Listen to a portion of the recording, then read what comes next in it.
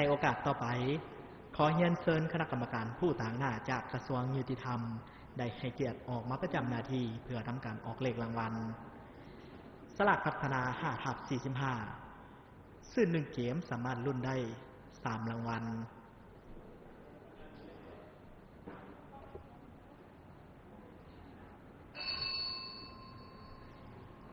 รางวัลที่1ต้องถูก5หมายเลขจะสลับอยู่ตำแหน่งใดก็ได้มูลค่ารางวัลเริ่มต้น1ซื้อ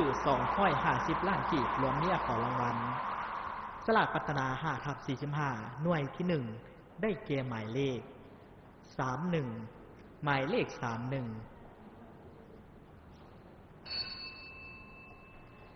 รางวัลที่2ต้องถูก4หมายเลขจะสลับอยู่ตำแหน่งใดก็ได้รางวัลละ4ล้านกีบรวมมีอักษรรางวัล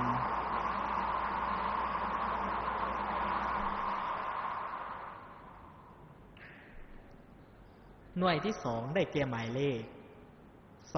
20หมายเลข20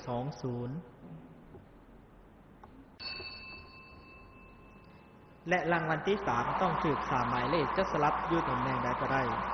รางวัลละ 52,631 กีบรวมมีอักษรรางวัล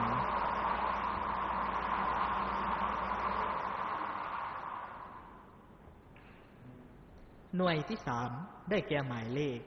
15หมายเลข15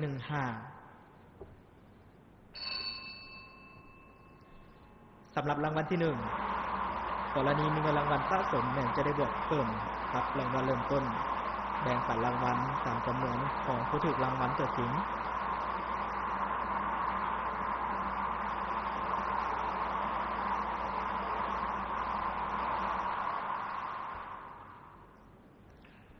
หน่วยที่4ได้แก่หมายเลข34หมายเลข34สลากพัฒนา 5/45 นำใส่หน่วยบาททั้งหมด45หน่วยบาทในการเสี่ยงเอา5หน่วยบาทมาเป็นผลการออกเลขรางวัลกำหนดการขับออกเงินรางวัลสลากพัฒนา 5/45 แม่น30วันนับแต่มื้อออกเลขรางวัลและหน่วยที่5ได้แก่หมายเลข16หมายเลข16ขอขอบใจน้ำคณะกรรมการการออกเลขรางวัลสลากพัฒนา 5/45 ก็ได้สำเร็จเป็นที่เรียบร้อยต่อไปแม่นจะได้ทวนคืนผลการออกเลขรางวัลให้ประธานได้รับทราบอีกครั้งผลการออกเลขรางวัลหวยพัฒนาประจำวันที่55ออกครั้งวันที่17เดือนพฤษภาคมปี2017